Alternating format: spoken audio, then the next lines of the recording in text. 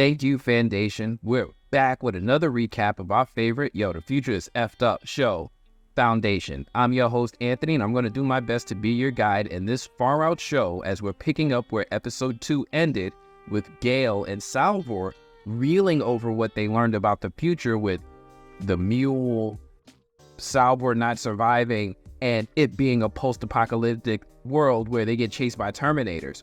Oh, there's also the Cleonic dynasty meeting the in-laws. That was a lot of fun. And everything that's going on with the first FANdation.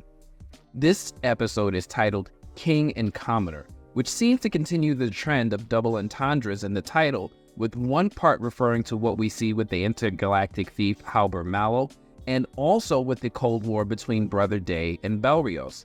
That doesn't even scratch the surface on what we see happen with Harry, and I can't wait to dive into it. But first, do me a favor, if you're new here, please consider giving this channel a like and subscribe to keep up with our weekly FANdation analyses and breakdown, and enable notifications so you're able to watch these videos right after they publish in order to work with us to try to figure out the mystery of the future.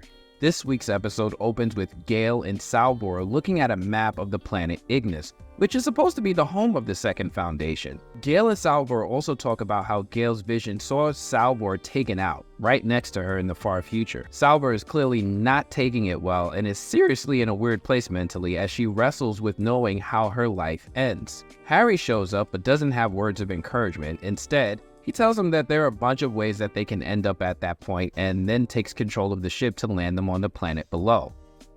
What we find out is that Harry didn't bring them where they thought they were going, but instead, he brought them to a planet called Ignis world, a former mining site. Gaal and Salvor are shocked that Harry brought them there, but what Harry isn't being clear about is the fact that the Prime Radiant told Harry that he needed to go to this planet back in episode 1.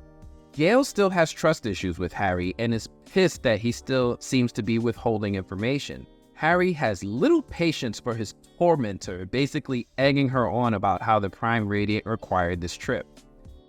Harry needs someone to carry the Prime Radiant into the mine so that he can transfer his consciousness back inside and explore what's in the mines waiting for him. Gaal still isn't with the ship, but Salvor forces her hand when she throws the Radiant into the desert and just yells at Gaal to just effing do it, with Gaal having no choice but to agree. We then switch back to Terminus, back to the site of the vault. The people there are reacting to how the vault incinerated Warden Yeager and requested the presence of Halbor Mallow.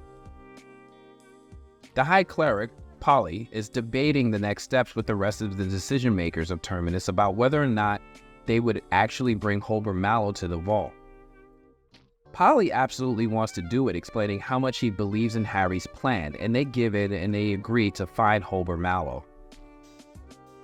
We then switch to Polly and Constant talking about the reputation of Halbor Mallow, and they talk about him when we learn that Hober had been trained with the priesthood, but was more interested in being a hustler.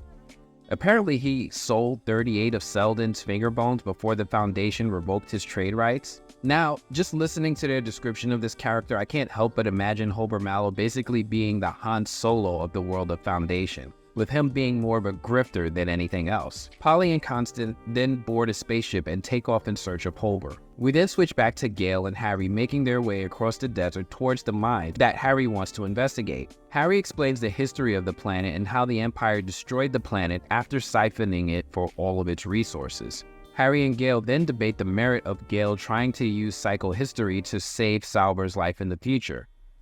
They argue for a bit, like they always do, and Harry then, surprisingly, uses this moment to tell Gaal about his life partner Yana, who helped Harry create psychohistory, and explain that she could also read the Prime Radiant. After a bit more chit-chat, they finally make their way to the entrance of the mines. We then switch to a place called the Lepsis Penal Colony, where we see what looks like a labor camp with a bunch of indentured servants working the land. A spaceship arrives and Demerzel makes her way off the ship and starts heading towards one of the servants. We learn that this is the man named Bel Rios that Demerzel was recommending to Brother Day last episode. She offers Bel Rios his freedom if he investigates the FANdation. They haggle back and forth for a bit, with Demerzel promising to provide the other servants with better equipment and medical care. Bel Rios is very callous about getting back in the service of the Empire until Demerzel promises to reunite Bel Rios with his husband, Glaewyn Kerr. The sound of his husband's name gets a strong reaction from Bel Rios, and he finally agrees to go with Demerzel to speak with Brother Day. We then switch back to Gail and Harry walking through a cave until they come across a mysterious door in the cave. Gail is still feeling like a contrarian and argues with Harry on whether or not it's really a door or it's just a wall, with Harry just giving her a clue to just try to open the effing door. And I gotta say that Gail is getting kinda annoying with her wanting to fight with Harry every step of the way. I get it, she lost Rage, but I'm really getting tired of her and her pity party about losing her guy. Gail finally gets the door open, and when the door opens, we see the Prime Radiant, Khalid, walking toward them, freaking Gail all the way out because she knows this woman died centuries ago. Harry then tells Gail that she should leave now and tells her that if Gail doesn't hear from Harry in 6 hours, then Gail should just leave the planet as well. The Prime Radiant ends the conversation and closes the door/wall behind her. We then switch to someone new? Like a king or a general sitting on a throne in a room of his soldiers and peasants. Here's a cool little moment, and we see Halbor Mallow speaking with the leader of this group, let's just call him the king for now, of people, using a hologram to alter his appearance to look like someone named Trader Punions. Apparently, Hober is trying to con the people of the planet by selling them a useless device. The device that he's trying to sell them is one that he refers to as a castling device, named after the chess maneuver in which a king and a rook trade places. Hober tries to explain how it works and how these two bracelets allow people to teleport and physically switch places. And when Hober goes to demonstrate the device, we see that the device that he used was part of a con to steal royal jewelry from the king leading these people. Hober quickly does this and tries to escape on a spaceship, but they're all over him like peanut butter on jelly, and they're able to arrest Hober on his ship before he escapes. But he seems oddly calm about all of this. He asks that they return some of his things after his trial, and the other officers inform him that the ruler has already ordered his execution. We then switch to Demerzel walking Bel Rios around the palace, allowing him an opportunity to freshen up before meeting with Empire. Bel Rios declines to wash up and insists on meeting Brother Day the way that he is. Bel Rios meets up with the Cleons, where he learns why he was brought to the Empire. Brother Day explains to him that he wants Bel Rios to investigate the FANdation and find out if that's a threat to the Empire. Bel Rios then asks to speak with Brother Day in private, and he's granted the opportunity to actually do it, and the room empties. They speak frankly, and Bel Rios takes this opportunity to throw some jabs at Brother Day that he's clearly been holding in for all these years of servitude. They antagonize each other a bit, with Day giving Bel Rios an ultimatum to either hit him or he kills Bel Rios' husband, Glaewyn. Bel Rios refuses to strike the Emperor because he took an oath to serve the Empire. Brother Day used this tactic to test the loyalty of Bel Rios after being a servant for so long. After Bel Rios passes this test, we see that he's allowed to reunite with his husband, Glaewyn, in the other room. These two have a touching reunion, and we get a cool moment of Bel Rios finally cleaning up, brushing his teeth, cutting his hair, and we get to see a glimpse of the man underneath all that hair and filth. It's like my guy went from looking like Gandalf to Gael, as we finally see the strong military leader that everyone was speaking about. If you look close enough, it almost looks like Bel Rios has scars on his face similar to Gail's after she had her prayer stones removed from her cheeks. I don't know quite what this means, but if he's a Synaxian or something like that, he could be in the same group as Gail. Maybe he's just been in battle, maybe these are just scars from his battles, but I did notice this, and it did stand out to me that the camera focused on it even for just a moment. We see that Brother Day and Demerzel are observing Bel Rios and his husband Glaewyn, and these two share a somewhat intimate moment as they watch Bel Rios and Glaewyn getting intimate, with Demerzel actually caressing Brother Day's face while talking to him. This whole moment is more than a little creepy now, as we certainly don't know Demerzel's motives for creating this intimate relationship with this Brother Day. The show has hinted that she may possibly have aspirations of leading the Empire here and there, but she's not exactly clear with her motives, nor is she easy to read. I hope we get the AI fight of my dreams in the future, and we get to see Demerzel fight the Prime Radiant in some epic showdown, but that's neither here nor there. We then switch to Gail making her way back to the ship after leaving Harry in the mines with the Prime Radiant. She reunites with Salvor, and Gail expresses her concern about leaving Harry in the cave with what looks like Callie, which doesn't make any sense to Gail since the real Callie passed away centuries ago. They notice that the 6-hour time limit is up, and they start getting ready to leave Harry behind. Salvor doesn't like how Gail and Harry are when they're together anyway, and she's ready to leave Harry behind, but Gail is hesitant to do it. After a small pep talk from Salvor, Gail finally agrees to leave the planet and continue their way to the site of the second FANdation on Loomis. We then switch to Brother Constant and Polly making their way through a crowd of people and inadvertently walk into an execution in progress. The crowd loves it, and the brothers are mostly disturbed by the sight, especially when they see that Halbor Mallow is next up for execution. Polly sees Hober being carted to his execution and quickly blurts out to Hober that he's needed back at the FANdation, and then petitions the king to have a moment alone with Hober. The king declines and insists on moving forward with the execution. The crowd loves it, and Hober is still very jovial about the whole thing, even making some lighthearted jokes.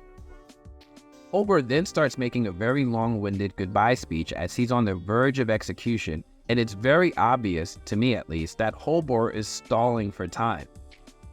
Before he can be executed, we see that Hober has used the device to swap places with the ruler again, and now has the royal diamond from the ruler's staff and makes his escape on a flying aircraft. Polly quickly realizes that Hober is planning on stealing their spaceship in order to escape the planet, and they quickly make their way back to the ship and they safely escape.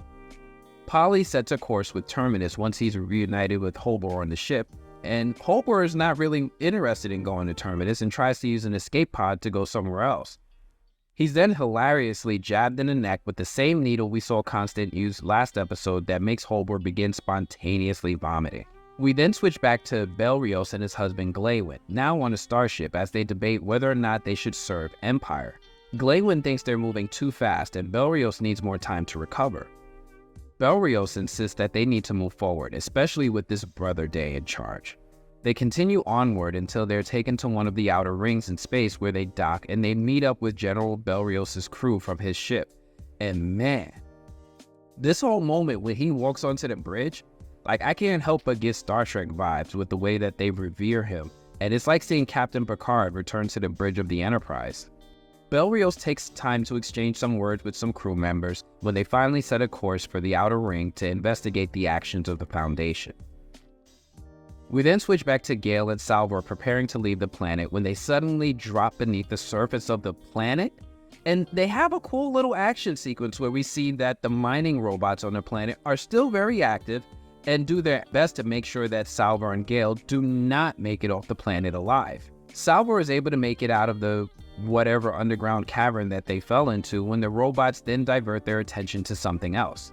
Salvor is able to detect something alive in the mountains where Gaal left Harry behind. Salvor deduced that it must be Harry. They make their way over to the hand of the monument where Gaal rappels down and saves Harry from certain death as the death robots from earlier are in hot pursuit, as the Prime Radiant just watches from within the caves. I mean, they just barely escape. As they get back on the ship, Gaal asks Harry how it's possible that Harry has a body, and he doesn't have a clue. And right when we think we might get some more answers, end credits. Wow, yo, that was another cool episode. I have so many questions. How the hell did the Prime Radiant get in those caves? What the hell do these caves mean? And how is this algorithm both sentient and able to travel from place to place? How the F does Harry have a body? Why does the Vault want Halbor Mallow, and how much do you want to bet that they want Halbor to steal something that will rely on him using the teleportation device thingy of his? So many plot points to follow, and let's not forget about Empire, with Queen Sareth and Demerzel seemingly headed on a collision course of beef. Oh, and Bel Rios and his husband are headed to the first FANdation. Is this the second crisis that the Prime Radiant is detecting? I'm really liking all the drama we've seen in the episodes, and I can't wait to talk about what happens in the next one. But look, that's all I have for this one. Do me a favor, real quick. Before you move on to your next video, please hit that like button. Hit the like button, as this lets me know that you enjoy what it is that I'm doing with these breakdowns, and it's still what YouTube uses in 2023 to help channels grow. I need to thank all of you who have subscribed too, because I am noticing the numbers improving. If you're not already subscribed, then please also consider subscribing and joining our FANdation, becoming one of our peoples. This way you can join us every week right after the episode airs, and we could break down each episode together. Otherwise, I'm gonna have to check you all later. Peace. Yeah.